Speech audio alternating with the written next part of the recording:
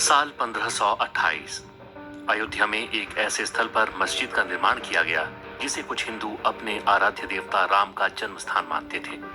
समझा जाता है कि मुगल सम्राट बाबर ने ये मस्जिद बनवाई थी, जिस कारण इसे बाबरी मस्जिद के नाम से जाना जाता था।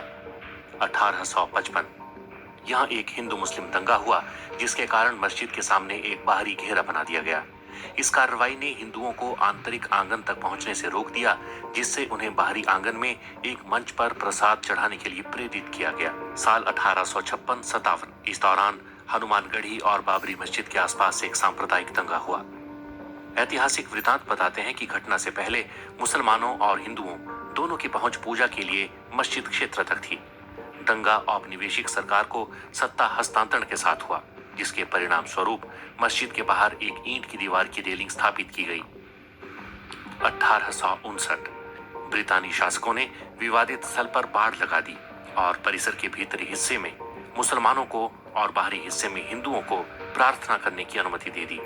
1885 महंत रघुवर दास ने राम जन्मस्थान के महंत होने का दावा करते हुए एक मुकदमा दायर किया, जिसे 1885 का मुकदमा के रूप से जाना जाता है। उन्होंने बाहरी प्रांगण में राम चबूतरा पर मंदिर बनाने के लिए अनुमति मांगी।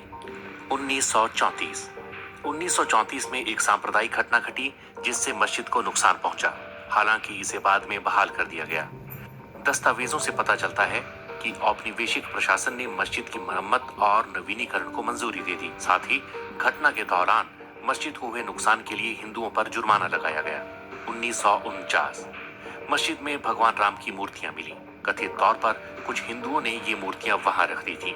सरकार साइट को विवादित क्षेत्र घोषित करती है और प्रवेश द्वार पर ताला लगा देती है।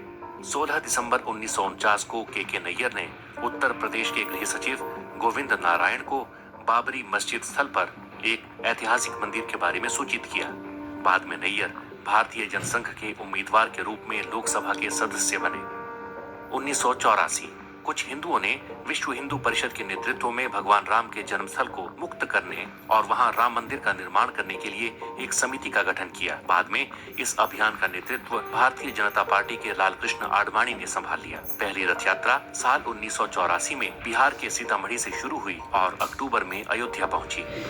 1986 जिला मजिस्ट्रेट ने हिंदुओं को प्रार्थना करने के लिए विवादित मस्जिद के दरवाजे पर से ताला खोलने का आदेश दिया। मुसलमानों ने इसके विरोध में बाबरी मस्जिद संघर्ष समिति का गठन किया। साल 1989 विश्व हिंदू परिषद ने राम मंदिर निर्माण के लिए अभियान तेज किया और विवादित स्थल के नजदीक राम मंदिर का शिलान्यास किया। साल 1990 विश्व हिंदू परिषद के कार्यकर्ताओं ने बाबरी मस्जिद को कुछ नुकसान पहुंचाया। तत्कालीन प्रधानमंत्री चंद्रशेखर ने वार्ता के जरिए विवाद सुलझाने के प्रयास किए, मगर अगले वर्ष वार्ताएं विफल हो गईं। लालकृष्ण आडवाणी ने आंदोलन के लिए समर्थन बढ़ाने के मकसद से गुजरात के सोमनाथ से अयोध्या तक रथ यात्रा शुरू की। इस बीच सांप्रदायिक दंगे भड़क उठे।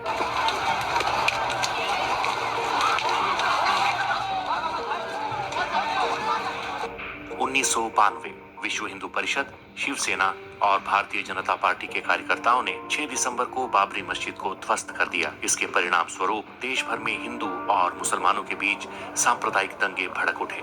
दंगों में 2000 से ज्यादा लोग मारे गए। 1993 नरसिम्हा राव सरकार ने लगभग 68 एकड़ भूमि अधिग्रहित करने के लिए एक अध्यादेश जारी किया। बाद में इसे एक कानून के रूप में पारित किया गया। फरवरी 2002 भारतीय जनता पार्टी ने उत्तर प्रदेश विधानसभा चुनाव के लिए अपने घोषणा पत्र में राम मंदिर निर्माण के मुद्दे को शामिल करने से इनकार कर दिया। विश्व हिंदू परिषद ने 15 मार्च से राम मंदिर निर्माण कार्य शुरू करने की घोषणा कर दी। 13 मार्च 2002 सर्वोच्च न्यायालय ने अपने फैसले में कहा कि अयोध्या में यथास्थिति बरकरार रखी जाएगी और किसी को भी सरकार द्वारा अधिग्रहित जमीन पर शिला पूजन की अनुमति नहीं होगी। केंद्र सरकार ने कहा कि अदालत के फैसले का पालन किया जाएगा। अप्रैल 2003 में इलाहाबाद हाईकोर्ट के निर्देश पर पुरातात्विक सर्वेक्षण विभाग ने विवादित स्थल की खुदाई शुरू की। जून महीने तक खुदाई चलने के बाद आई रिपोर्ट में कहा गया कि उसमें मंदिर से मिलते जुलते अवशेष मिले हैं। मई 2003 सीबीआई ने 1992 में अयोध्या में बाबरी मस्जिद गिराए जाने के मामले में तत्कालीन उप प्रधानमंत्री लालकृष्ण आडवाणी समेत 8 लोगों के खिलाफ पूरक आरोप पत्र दाखिल किए। अगस्त 2003 भाजपा नेता और प्रधानमंत्री अटल बिहारी वाजपेयी और उप प्रधानमंत्री लालकृष्ण आडवाणी ने राम मंदिर निर्माण के लिए एक विशेष विधेयक लाने के वीएचपी के अनुरोध को अस्वीकार कर दिया। अप्रैल 2004 आडवाणी ने अयोध्या में अस्थायी राम मंदिर में पूजा की और कहा कि मंदिर का निर्माण जरूर किया जाएगा। 28 जुलाई 2005 लाल कृष्ण आडवाणी बाबरी मस्जिद विध्वंस मामले में रायबरेली की एक अदालत में पेश हुए। अदालत ने लाल कृष्ण आडवाणी के खिलाफ आरोप तय किए। 20 अप्रैल 2006 कांग्रेस के नेतृत्व वाली यूपीए सरकार ने लिब्रहान आयोग के सामने लिखित बयान में आरोप लगाया कि बाबरी मस्जिद को ढहाया जाना सुनियोजित षड्यंत्र का हिस्सा था और इसमें भाजपा, राष्ट्रीय स्वयंसेवक संघ, बजरंग दल और शिवसेना की मिली भगत थी। 24 नवंबर 2009 लिब्रहान आयोग की रिपोर्ट संसद के दोनों सदनों में पेश हुई। आयोग ने अटल बिहारी वाजपेयी और मीडिया को दोषी ठहराया और नरसिम्हा राव को क्लीन चिट दे दी। 30 सितंबर 2010 इलाहाबाद उच्च न्यायालय की लखनऊ बेंच ने अयोध्या में विवादित भूमि को 3 हिस्सों में बांट दिया। सुन्नी वक्फ बोर्ड, निर्मोही अखाड़ा और रामलला विराजमान को मुस्लिम और हिंदू वादियों के बीच 2:1 के अनुपात में 1/3 भूमि आवंटित की गई थी। 21 मार्च 2017 पूर्व मुख्य न्यायाधीश खेहर ने सभी पक्षों के बीच अदालत के बाहर समाधान का सुझाव दिया। साल 2019 में ही सुप्रीम कोर्ट ने पूरी विवादित जगह को रामलला को सौंपने का आदेश दिया। वहीं सुन्नी वक्फ बोर्ड को मस्जिद बनाने के लिए 5 एकड़ जमीन आवंटित की। साल 2020 5 अगस्त को राम मंदिर के लिए भूमि पूजन का कार्यक्रम रखा गया। 22 जनवरी 2024 नए राम मंदिर का अयोध्या में उद्घाटन होगा। जय श्री राम।